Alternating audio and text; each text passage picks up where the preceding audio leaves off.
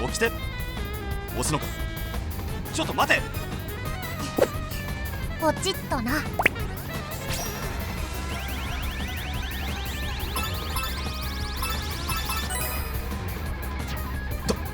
とにかく叫ぼう。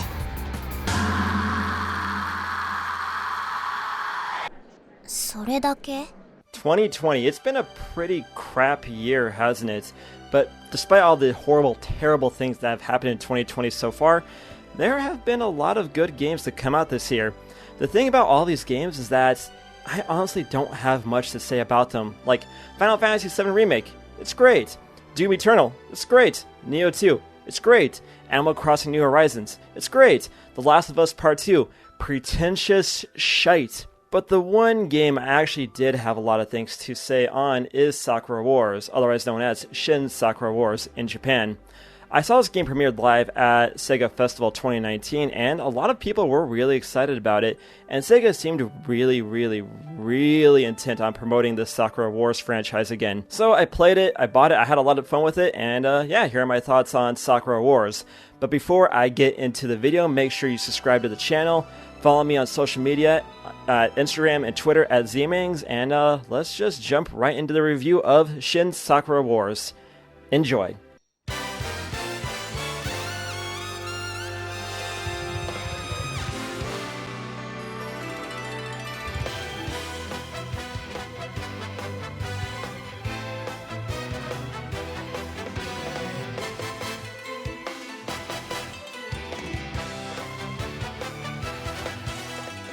A Taisho tale to touch hearts. Sakura Wars 2020, otherwise known as Shin Sakura Wars. A lot of Sega fans have heard about Sakura Taisen, but had to appreciate the franchise from afar, thanks to hardly any of the franchise being localized. Sega went out of their way to bring it to Western shores, so a lot of fans can finally see what made this series so big in Japan back in the 90s. Shin Sakura Wars has a new cast of characters for old and new fans to get to know. Our alter ego in this game is Seijiro Kamiyama, a Navy commander. After his stint in the Navy, he gets a new assignment as leader of the new Imperial Combat Review. Here he meets childhood friend Sakura Amamiya, and her theater ran by Sakura Wars veteran Sumire Kanzaki. To put it mildly, the theater is in pretty bad shape. Like, really bad shape. Have you ever been to like a really bad open mic night where someone starts dry heaving? Yeah, well, it's that bad.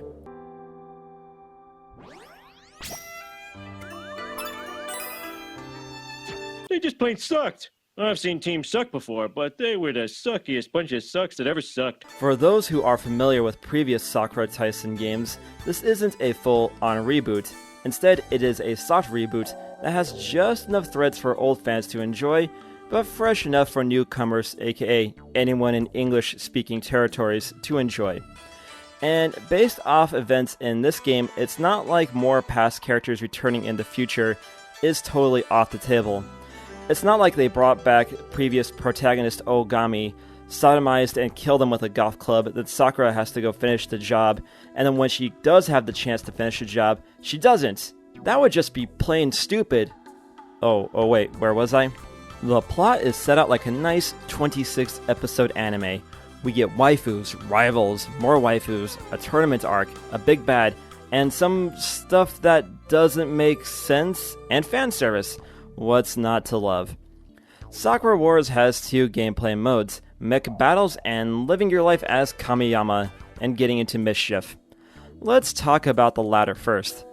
A good chunk of Sakura Wars is spent cruising around a Taisho-era Tokyo as Kamiyama, talking to the homies, sliding into them DMs, you know what I'm saying? What Sakura Taisen is known for is the Lips system, where what you say to everyone creates different dialogue trees and events in the game. Act logically and everybody will love you. Act like a perverted dumbass and everybody hates you. Gameplay pro tip: save often. One chapter I kept picking the wrong options and ruined relationships, so I had to rage quit and rebooted my save. Don't lie, we all did it at some point. If only it was that easy in real life. Listen, bae, I'm sorry I sent you that picture of the one girl covered in beans being eaten by a bean roll. I was trying to make a point in a Discord I'm in and she hung up. Still, seeing Kamiyama act like a fool can make for some funny moments, so it isn't a bad idea to mess up and see what happens. Or just look at the footage on YouTube, you lazy bastards. I should probably introduce our girls. Sakura Wars is also known for being one of the more popular dating sims in its heyday, and that still applies here in Shin Sakura Wars, so here's our ladies. Bachelorette number 1, Sakura Amamiya, childhood friend of Kamiyama. She idolizes Sakura Shinguji almost to a loving degree, and she once drank 3 Starbucks Sakura Frappuccinos in 1 hour. Bachelorette number 2, Hatsuho Shinonome, a shrine maiden with a fiery temper but a heart of gold. Her current record on the deadlift is 250 pounds. Bachelorette 3, Clara Snowflake, a bookworm from Luxembourg, a writer who once wrote Twilight fanfic on her BlackBerry, but got hit with a DMCA takedown before publishing. Bachelorette number 4, Azami Mochizuki, a ninja who marathoned all of Naruto in 2 weeks before getting a world record speedrun in Shinobi 3 on Genesis. And finally, Bachelorette number 5, Anastasia Palmer from Greece. Renowned for her role in Ninja Mime starring Johnny Cage, she hopes to bring the new Imperial Combat Review up to speed. So, who will your lady love be? Bachelorette number 1, Bachelorette number 2, Bachelorette number 3, Bachelorette number 4, or Bachelorette number 5. Also, if you pick 4, you are officially on a government watch list. I jest, all the main girls are well written and are likable in their own ways, and do undergo character development. Personally, my picks were Sakura because it's obvious Sakura and Kamiyama will get hitched in the future, and Anastasia because reasons. Pro tip, there's a point near the end of the game where you can go out on a date with the girls if your affinity is high enough. In my playthrough, I thought you could only do 1 date, but that's not the case. Just date everyone, if you can. The side characters are also well written, but I can't help but feel like the other combat reviews are dicks to Seijudo and friends. At the end of my playthrough, I had max affinity with everyone bar Yui and the small chick from Germany. That chick. Whatever, I don't care. They're lame. The English script is extremely strong in Shin Sakura Wars. Kamiyama is a likable guy, and you do get attached to the girls in the combat review. When stuff goes wrong, you want to set it right. When Kamiyama messes up, you're hit with a major bummer. When things get intense, you and Kamiyama gotta keep grace under pressure and guide your team to victory. And with most of the cast so likable, you want to go through and max out Infinity just to see what happens next. I will say some of the humor is a bit hit or miss. Some parts had me laughing pretty hard, others were met with a eh? Also, there's only so much you can do with the get caught peeping in the bathroom skit. If you were wondering, yes, the character designs were done by Bleach author Taite Kubo. Or is it Tite? I always want to read it like Tite. Oh man, people are going to light me up in the comments for that. His designs translated very well into 3D. I always gotta give Sega credit for making a great looking game. They spared no expense with the production values here. I love hanging around town. The steampunk flavor of Tokyo is one that I don't see often, and it really leaves an impression. Just about anywhere you go has a lot of character to it, and they made the Taisho era of Japan and the steampunk flavor really blend in well here. And even the theater, it looks so beat up in places, and it makes you wonder, what happened here? What kind of stories could these walls tell us? All those little touches, they really absorb you into this Taisho tale. What takes you out of the Taisho tale is the text size. Why is the subtitles in this game so small? Especially in a game with no English dub and not having all the events voiced. Seriously, why? I don't understand this. This is an issue with Sakura Wars only. This is Raiden 5 on the Switch, okay? Look how small this text is! And this is a shooter. Who the hell's reading text when they're blending up spaceship demons? Jesus Christ, developers, learn that people can't read. Seriously, game developers, start having bigger text. It's not that hard. Now, you've noticed by this point, I've mostly focused on the plot and character interactions, and there's a reason behind that. The combat in Sakura Wars is meh, to put it nicely. The previous Sakura Wars games were turn-based strategy games that had a strong emphasis on team combat. Shin Sakura Wars goes with real-time combat vaguely reminiscent of Koei Tecmo's Warriors games, and it's fine. Nothing too complicated, just beat up the demons. You can switch real time between Kamiyama and whoever is with you at the time. Kamiyama himself is well suited to take out just about anything the game throws at him, and the other girls are pretty fun to use too. That said, I found Azami kind of weird as her aerial finisher goes at this angle and can launch her off stage if you aren't careful. And that's really all I have to say about the combat. It's a pure button masher, and it's fine. It works, it gets the job done.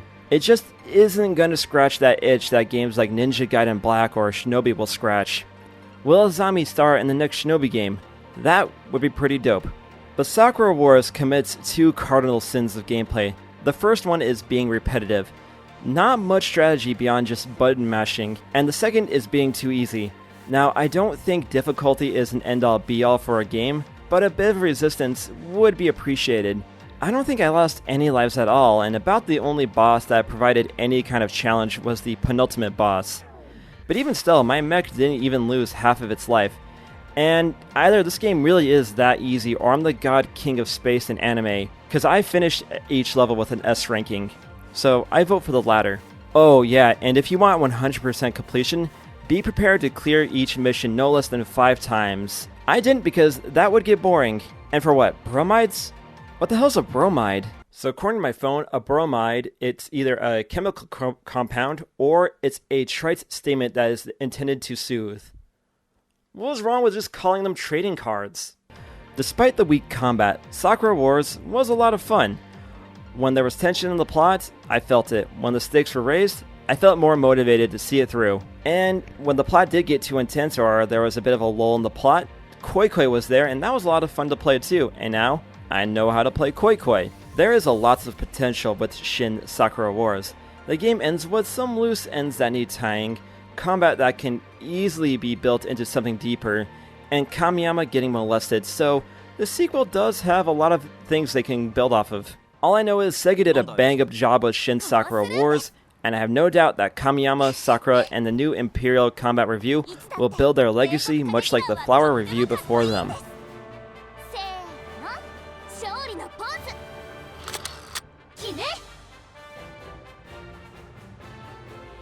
So, there's my review of Shin Sakura Wars on the PS4, and honestly, I had a pretty good time with it. Yes, there are some issues, but none of the issues really brought the game down. And I do think they have a lot of things here that they can build off of in future installments of Sakura Wars in this new series of the game. So, with that said, I give this game my completionist rating of finish it. So before I let you go, make sure you subscribe to the channel, hit the bell as well for notifications, follow me on Twitter and Instagram at Zmings, and this is Z-Man of the Completionist here telling you to suck my dick!